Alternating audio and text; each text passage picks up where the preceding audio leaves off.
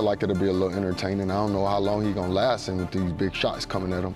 But hey, only time will tell. You know, I'm not here to hype that shit. Not even my business. That's somebody else fish to fry. Yeah. You know, I got my own fish to fry. Terence Crawford is not going to do anything with Canelo Alvarez. Terence Crawford, yes, he's good. He's a 4-division world champion, 2-division undisputed, but he couldn't even hurt Masvidal. Is that they think that Canelo is easy work because of the fact that he's flat-footed and he just kind of like, he does basic, I would say. He has basic skills, but he's really good at those basic fundamentals. Jermell Charlo breaks down why he believes Canelo Alvarez will beat Terence Crawford. He explains that the deciding factor will be how long Crawford can endure the heavy shots coming his way. Charlo points out that Crawford is already moving up weight classes to face Canelo, which makes the challenge even tougher. According to him, the fight will come down to how well Crawford manages Canelo's strength and constant pressure across the rounds. Analysts also argue that Crawford couldn't seriously hurt Israel Madrimov, who isn't even close to Canelo's level. While Crawford's performance against Errol Spence was spectacular, the challenge here is completely different. Canelo is a legendary fighter, more active in recent years, and also younger, making him a tougher and far greater opponent for Bud. That never got in the ring with anything like a Terence Crawford. That never got in the ring with a former champion, with an elite fighter. And he couldn't hurt. He couldn't hurt Masvidal. Canelo Alvarez is no Earl Spence, ladies and gentlemen. I know that some of y'all are hyped because what Terence Crawford did an incredible performance and an incredible job versus Earl the True Spence that was supposed to be the big fish, and he turned the big fish into tuna fish on your outline, on your local supermarket. Canelo Alvarez is not Earl Spence. Canelo Alvarez is not Amir Khan. Canelo Alvarez is not Cobra. Canelo Alvarez is not Gamboa. Canelo Alvarez is not Felix Diaz. Canelo Alvarez is not Sean Porter. Canelo Alvarez is none of those guys, ladies and gentlemen. Canelo Alvarez is none of those guys. Canelo Alvarez is not the mean machine. Canelo Alvarez is Canelo Alvarez, regarded as one of the greats. And not just the Mexican greats. I don't like how y'all like try to put it, oh no, he's the best Mexican shit, because you don't want to say that he's one of the greatest that ever laced him up. Canelo Alvarez is one of the greatest that ever laced him up. Has carried the sport of boxing on his shoulder. And let me say it like this, leading up to the fight, Canelo Alvarez is more active than Terence Crawford. Canelo Alvarez is more seasoned than Canelo Alvarez. Canelo Alvarez is more seasoned than Terence Crawford. He's younger than Terence Crawford. He's more active than Terence Crawford. His resume is better than Terence Crawford. The people that he's fought is better than Terence Crawford. He's fought every damn style. He's fought the best Russians at the time with Kovalev. He fought the best Asian in Kazakhstan and Triple G. Kell Brook explains why he favors Canelo Alvarez in a matchup with Terence Crawford, stating that Canelo is a completely different kind of fighter compared to anyone Crawford has ever faced. Brook highlights that while Crawford's victory over Errol Spence was impressive, it does not prepare him for what Canelo brings to the table. Canelo's strength, experience, and ability to control fights at higher weight divisions set him apart from Spence and others. Brook believes Crawford has never faced an opponent with Canelo's skill set, power, and ring intelligence, making this one of the toughest challenges of his career. Got a sway towards Canelo. Crawford's gonna have to, move up. And, I knew when I bought Golovkin, there's a big difference, especially with someone that, fighting a middleweight, a mediocre world champions, it's okay. But when you're fighting someone like, Canelo or Golovkin, it's a different kettle of fish, I have to lean towards Canelo, but, Crawford's very, very, very good. You think Crawford's still got the legs? Obviously, he's very much got great IQ in the ring, but he's very much a good mover as well. Do you feel like he's still got the legs to be maybe out-moving Canelo if he needs to? Well, I don't know. I think when we look back at Mayweather when he beat Canelo, he's a mover. Crawford's not really like Mayweather in that aspect. He's more, he kind of sets his feet. He's cute with how he approaches, chucking shots and moving. You know what I mean? I think I think it's a different fight to Mayweather, and Canelo's obviously a different fighter from when he boxed Mayweather. Analysts are stressing that Terence Crawford may simply be too small to hurt Canelo Alvarez effectively, since he is jumping up nearly 3 weight classes with very limited experience at 154 pounds. They compare the situation to Floyd Mayweather, who fought multiple elite names before stepping in against Canelo, while Crawford has only tested himself against Madrimov at that level. Gabe Rosado adds that when fighters are accustomed to opponents with real power at higher weights, the shots from smaller divisions don't carry the same effect. This raises serious questions about how Crawford will handle Canelo's strength. I think that Crawford may be too small to really impact and hurt Canelo Alvarez. He's moving up pretty much 3 weight classes, which is exactly what I said. I'm not counting 154. He had 1 fight, bro. He had 1 fight. Floyd Mayweather got more fights at 54 than Terence Crawford. Woo! Because Crawford, he fought Madrimov. Floyd fought De La Hoya, Cotto, and then he fought Canelo at 152. So you had an aging Floyd who fought more times at the higher weight class, and Bud looks to be a bigger dude than Floyd Mayweather, right? So when Floyd was 37, he moved to 52 and fought a much bigger Canelo. Crawford's 37, he fighting Madrimov with 11 fights. Not the same. It's not. I don't care what y'all talking about. The Bud Buddy's just gonna have to be mad at me because truth is truth. So that's a valid question. And again, I'll be glad when this fight's over. Put it that way. I don't care who wins. May the best man win. I hope it's a double knockout. I already told y'all. Just because I'm just over it, and I want to get back to some of the other fights. There's other fights that are interesting, and they make more sense. Like Brian Norman, Devin Haney. I'm interested in Yard versus Benavidez, etc. There's some fights we're hearing about, blah, blah, blah. So I'll be glad when this is over, to be 100% honest. There's more fights that actually fans have been requesting that matter, blah, blah, blah. But Rosado, he brought up a lot of good points. He was saying Crawford, he thinks he's too small. And he even gave his own personal experience. He said, I'm 180, 190 solid. And when I fight guys that are welterweights, even if they crack and they're known for being menacing, murderous punchers at the lower weight classes, 140, 147, them moving up, it feel like pillows when they fight me. When I get hit with their punches, it feel like pillows because I'm used to getting hit by triple. Right? He used to Triple G work. He used to Lemieux work. So to me, this is kind of common sense, but common sense ain't that common, right? Analysts continue to emphasize one of the most important factors in a Crawford versus Canelo fight. Can Crawford actually withstand Canelo's power? Canelo has stopped or broken down many opponents with his punches. While some critics claim Canelo is flat-footed and easier to deal with, experts explain that this is deceptive. His style is calculated based on balance, timing, and efficiency. By planting his feet, Canelo ensures every shot carries maximum force. That's the challenge for Crawford. His defense and movement may allow him to avoid punches for stretches, but Canelo's patience means he always finds openings. The real test will be whether Crawford can stay composed when the heavy fire comes. Many analysts agree, the outcome may not depend on who lands more shots, but on whether Crawford's chin and body can absorb the punishment. Is Crawford gonna be able to take Canelo's punches? And is Canelo gonna be skilled enough to not keep on getting banged up by Crawford and his craftiness? It's the battle of two greats, you know what I mean?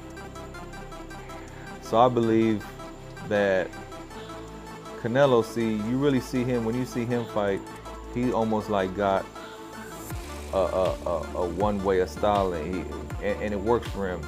He likes to get in there and bang you up. He likes to throw hard punches. He likes to break you down. He likes to hit you everywhere. You're gonna hit in your body, your arms, the forehead, the ear, the neck. Wherever he can land a good one, he's gonna land it. And that usually breaks him down. So with some fighters, I see is that they think that Canelo is easy work because of the fact that he's flat-footed and he just kind of like, he does basic, I would say. He has basic skills, but he's really good at those basic fundamental skills. He does everything almost like perfect. But yeah, he's flat-footed, but you got to realize that he also has hell of a head movement and body movement. He understands and he's perfected that rolling with the punch thing. The night Crawford dismantled Errol Spence is remembered as one of the most complete and dominant performances in boxing history. He showcased everything: speed, accuracy, timing, defense, and ruthless finishing ability. Crawford broke down a fighter once seen as one of the best welterweights in the world and made it look effortless. For many, that night cemented his legacy as one of the greatest fighters of this generation. Now, his training partners insist he looks even sharper than he did back then. They say his speed is still there, his reflexes remain razor-sharp, and his conditioning is at its peak. Despite being older, Crawford appears more refined and focused than ever. Those who have watched his preparations believe he is in the absolute best form of his career. That confidence, they argue, could give him the edge he needs against someone as dangerous as Canelo. Sharper than ever, more dangerous than ever, and most importantly, he looks like the greatest version of himself. Now, can we actually believe this? Can Terence Crawford at nearly 39 years old, with him being inactive, with him being heavier than ever, is it possible that the man will actually look better than ever? Now, let's think about it, ladies and gentlemen. When you're talking about someone like Terence Crawford or Canelo Alvarez, you're talking about the elite of the elite. And if I'm gonna be honest, Terence Crawford, when he fought Errol Spence, in my opinion, in all my years of watching combat sports, I'm a MMA guy turned into boxing. But I have never, ever, ever in my life watched an elite championship fight and had my jaw absolutely drop to the floor with the greatness that I witnessed. And that is the only way to describe what Terence Crawford did versus Errol Spence. In my opinion, that was the greatest performance in our lifetime. I mean, I can't go back to the old days, I'm not a historian. But as far as I'm concerned, that was the greatest performance I have ever seen in my life. And especially to who he did it to, Errol Spence. Dangerous southpaw at the time. I believe he was pound for pound number 3. And Terence Crawford absolutely annihilated him. Former middleweight champion Kelly Pavlik offered his take on how Crawford could beat Canelo. His advice focuses on the early rounds. According to Pavlik, Crawford cannot allow Canelo to dictate the pace. Instead, he must use footwork, sharp combinations, and ring intelligence to force Canelo into working harder than usual. The strategy is simple: if Crawford can push Canelo to throw more punches, move his feet, and chase the fight, he can drain the Mexican champion's gas tank. Canelo has shown signs of slowing down in the later rounds of long battles, and Pavlik believes this is Crawford's opening. By keeping the pressure up early, Crawford may be able to limit Canelo's explosive power late and potentially outpoint him or even force a late stoppage. Stay in Canelo's ass a little early on, put Canelo behind, right? Even if it's 3 out of the first 4 rounds, because when Canelo has to fight, okay, when Canelo has to step it up, after 7 rounds, he starts to fade a little bit. We've seen that with Bivol. We've seen it in a lot of his fights with Triple G. You know, when Canelo could control the fight and the ring generalship, like, yeah, he could fight 12 rounds pretty good. But when Canelo gets pushed early on in the fight, he starts to fade muscle endurance-wise. So if I was Crawford, I would kind of stay in his ass a little bit on, you know, the early rounds and make him have to play catch-up in rounds 3, 4, 5. And then by round 7, that's where, you know, he could really step. Dan Rafael made an important point when comparing both fighters' experiences. He explained that Canelo has already fought and absorbed punches from naturally smaller men who moved up, fighters like Floyd Mayweather, Amir Khan, and Miguel Cotto. Canelo not only fought them, but also adjusted to their speed and timing, proving he could handle shots from lighter opponents. In contrast, Crawford has not yet faced a naturally bigger fighter with the kind of physicality that Canelo brings. While Crawford has dominated across divisions, this step up to face someone truly comfortable at higher weights is a completely different test. Raphael's point highlights that Canelo's experience against all styles could give him a decisive advantage over Crawford, who has never been tested by such power and size. Raphael kind of made a great point when talking about sizes. Because he said, if you look at them two together now, they look the same size. He said, people have got the idea of the size thing wrong. It's not looking at them as a physical package, it's who has absorbed the bigger shots in the weight division. So, and it was good, it was a very good point. He was like, Canelo has been hit by light heavyweights and super middleweights for the better part of a decade. Basically. He's so used to taking those shots, whereas Crawford hasn't. Crawford's been hit by 140 guys and 147 guys for the best part of a decade. Yeah. What's Crawford gonna be like? So basically he's trying to say, Canelo could easily absorb Crawford shots. Can Crawford easily absorb Canelo's punches? If you're taking shots from Triple G, Sergey Kovalev, Dimitri Bivol, and you're staying on your feet, not getting hurt, Not even getting wobbled. Not even getting wobbled, just literally shaking it off. Yeah. You can take Terence Crawford shots. 100%. Mikey Garcia has been very direct in his prediction. He believes Canelo can seriously hurt Terence Crawford. Garcia argues that while Crawford is extremely skilled, his defense might not be enough to neutralize the sheer power of Canelo's punches. Garcia specifically points to Canelo's devastating body shots, hooks to the ribs and uppercuts to the midsection that wear opponents down. In his eyes, Crawford's technical brilliance may not be enough when faced with raw power at a higher weight. He warns that once Canelo lands clean, the fight could change instantly.